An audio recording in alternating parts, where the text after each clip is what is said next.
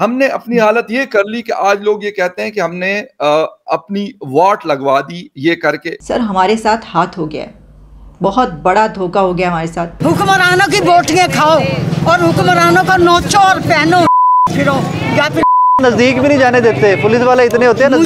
मुझे पता है जब तो वो लोग बेगैरत हैं, जब तो बेगैरत में आवाम का कुछ नहीं कर रहे, अपना कर रहे हैं सब कुछ। एक एक करके यहाँ से लोग जा रहे हैं। मेरे मतलब मैं ही बची हूँ, बहन तो मेरी कोई है नहीं, 2 भाई हैं बड़े, तो दोनों बड़े भाई चले जाएंगे तो मैंने कहा मैं ही एक रह जाऊंगी, तो मुझे भी अपना फ्यूचर यहाँ पे शायद कुछ दिन बाद दिखाई नहीं देगा। सर 5 साल के बाद हमने चांद पे बैठे होना था, 5 साल के बाद हमने दुनिया के फैसले कर रहे होना था, 5 साल के बाद हमने इस दुनिया की सुपर पावर होना था, लेकिन हमारे साथ धोखा हो गया। किसी ने केस माफ करवा लिए, किसी ने कर्जे माफ करवा लिए, फंस हम गए। हम रोटी नहीं खा सकते। ये 100 रुपये लेके घर से चली, मैंने चेक करवाना है अपने आप को अल खैर में। किसी को अच्छा नहीं लगता कि वो अपना घर छोड़कर, अपने सब कुछ छोड़ छाड़ कर जहाँ पे पला बढ़ा है उससे वो निकले, मगर अब ये मजबूरी कर दी है उन्होंने। पाकिस्तानी रुपये में तो कोई ट्रेड करने को तैयार नहीं है। कहने को तो 57 मुसलमान मुल्क है, कहने को तो उम्मा है, पर ये उम्मा में कोई किसी से रुपये में ट्रेड करने को तैयार नहीं है। मार्स पर कौन ले जा रहे हैं जनाब? इलोन मस्क साहब। तो हम पीछे रह गए सर, हमें लोगों ने धक्के वक्के देके धक्कम पेल में हम पीछे रह गए। जो धक्कम पेल हुई ना सस्ते आटे की। पाकिस्तान में इतनी गुर्बत है कि एक आम आदमी जो है वो नए कपड़े नहीं खरीद सकता। आज आजाद जो पीओजे है वहाँ के लोग कहते हैं हमें भारत आना है, हमें माँ भारती में जुड़ना है। फ्यूचर भारत है, समृद्धि भारत है, प्रॉस्पेरिटी भारत है। मैं आपको हल्फन कहता हूँ कि मैंने इस साल जैसा कोई बुरा वक्त नहीं देखा 50 साल में।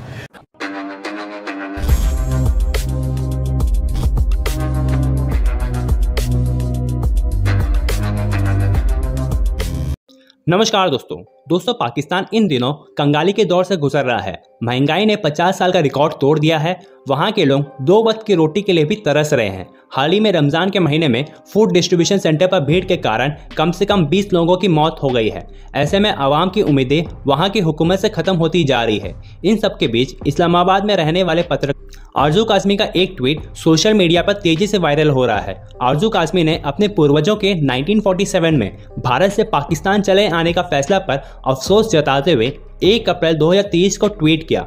मेरे भाइयों और परिवार के अन्य सदस्यों को लगता है कि उनका भविष्य पाकिस्तान में नहीं है। मेरे दादाजी और उनका परिवार बेहतर भविष्य के लिए प्रयागराज और दिल्ली से पाकिस्तान चले आए थे। #वोट लगा दी दादाजी। दोस्तों, आरजू जी का ये ट्वीट वायरल होने के बाद सोशल मीडिया में कई सारे यूजर्स अपने परिवार के साथ भारत आने को कहा। उन्होंने कहा, भारत में आपका स्वागत है। मंजूर अहमद ने लिखा, चिंता की बात नहीं है अब्बा, यानी कि भारत का दिल बहुत बड़ा है, तो बिना कोई चिंता किए आप भारत आ जाए, भारत सब संभाल लेगा। तो चलिए दोस्तों, इसी पर आगे पाकिस्तानी मीडिया का रिएक्शन देखते हैं। 5 साल के बाद आप देखिएगा कि पाकिस्तानी चांद पे बैठे हुए होंगे। Turn around literally in 5 years we can be on the moon. हम पूरी दुनिया की फैसले पाकिस्तान से हो रहे होंगे।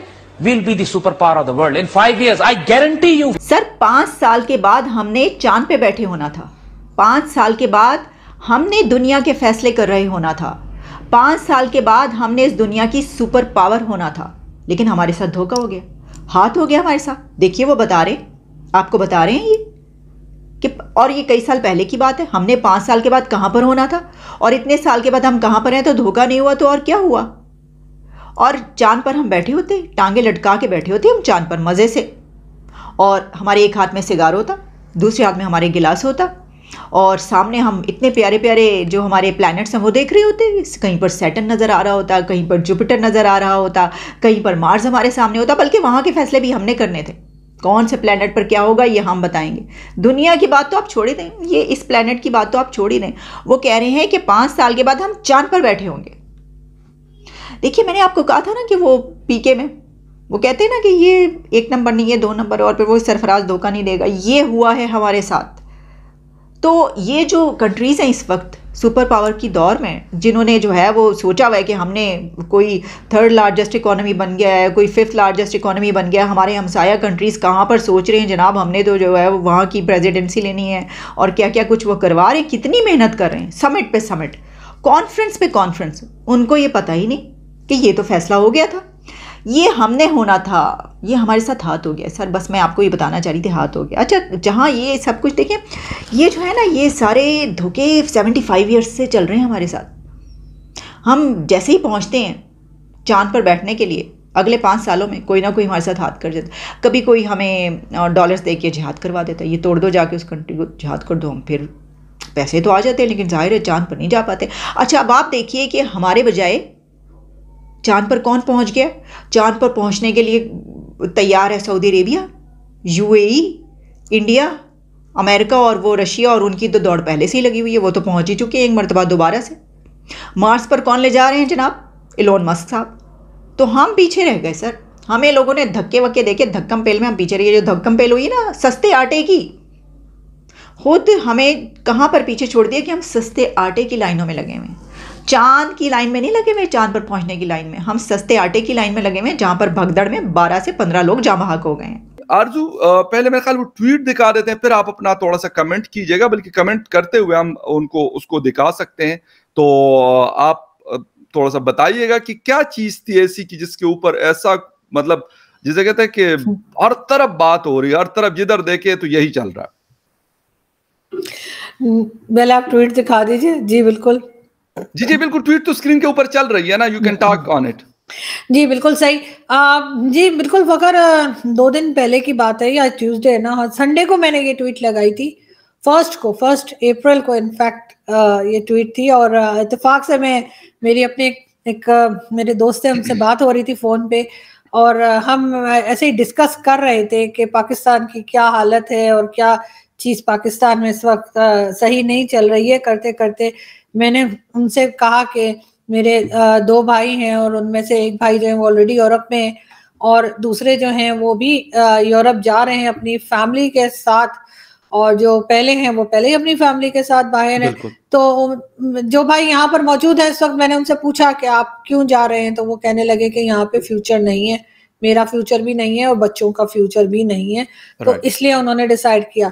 तो वैसे मैं अपने दोस्त से बात कर रही थी और मैं हंस रही थी, जैसे आपको पता है मेरा अंदाज बात करने का। तो मैंने कहा कि मेरे भाई ने ये कहा है, और मैंने कहा दादाजी जो है वो वहां से यहाँ आए थे सब कुछ छोड़ छाड़ कर, जो हमारे रिश्तेदार आज भी बताते हैं कि ये चीज थी, जमीन थी, फला थी, या जो ग्रेट ग्रैंडफादर थे वो जज थे इलाहाबाद हाई कोर्ट के, तो इस किस्म की चीजें बताया करते हैं। तो मैंने कहा सब छोड़ छाड़ कर यहाँ पर आए, और कि यहाँ फ्यूचर होगा एज अ मुस्लिम, तो या इस जगह पर होगा। तो मैंने कहा अब एक एक करके यहाँ से लोग जा रहे हैं, मेरे मतलब मैं ही बची हूँ, बहन तो मेरी कोई है नहीं, 2 भाई हैं बड़े, तो दोनों बड़े भाई चले जाएंगे, तो मैंने कहा मैं ही एक रह जाऊंगी, तो मुझे भी अपना फ्यूचर यहाँ पे शायद कुछ दिन बाद दिखाई नहीं देगा।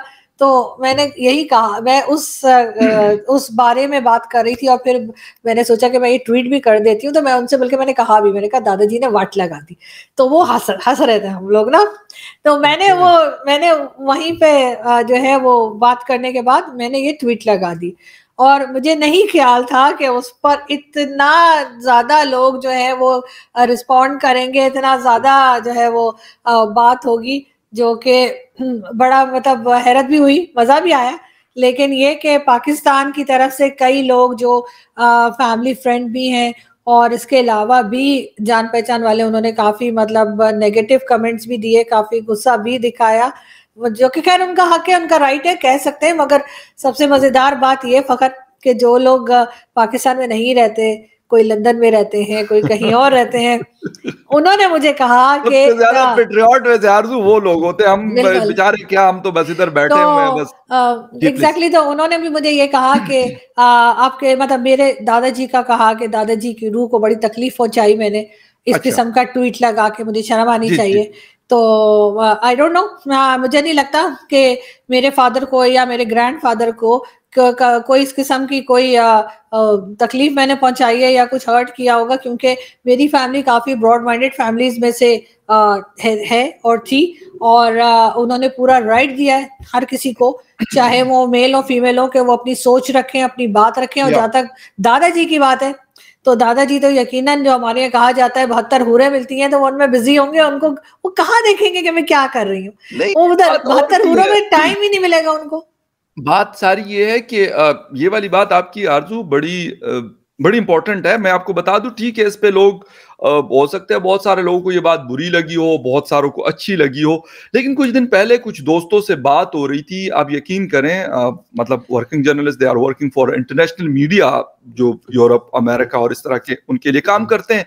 उन लोगों के साथ बैठने का इत्तेफाक हुआ और वो यही बात कर रहे थे कश्मीर के हवाले से। वो खुद क्योंकि कश्मीरी है, हमारे साइड के कश्मीर के हैं, वो आज़ाद कश्मीरी जिसको हम कहते हैं, वो यही बात कर रहे थे कि यार भाई हम पढ़े लिखे लोग हैं, हम बाकी दुनिया को देखते हैं, उनको देखते हैं, हमारी स्टोरीज जो है वो कभी DWO पे, कभी अल जजीरा पे, कभी का, तो भाई लाजमी सी बात है, वो कोई ऐसे तो नहीं है कि आप उनको कोई चीज कहेंगे और वो कहेंगे पक्का यकीन कर लेंगे। तो ये सोच आखिर कोई वजह तो बनी कि आप या आप जैसे और लोग भी बातें करते हैं। ये और जो भी लोग माइग्रेटेड होंगे वहां से, हो सकते हैं उनके भी जो यूथ है आज, उनके फैमिली के जो यंगस्टर्स हैं, आपकी तरह वो यही बात कर रहे होंगे कि भाई हमने क्यों ये फैसला किया, ये गलत फैसला था। ये उनको राइट है, ये वो जस्टिफाई कर सकते हैं, मैं उसमें नहीं जाना चाहता, लेकिन फिर भी हमने अपनी हालत ये कर ली कि आज लोग ये कहते हैं कि हमने अपनी वोट लगवा दी, ये करके, इस तरह की हालत करके।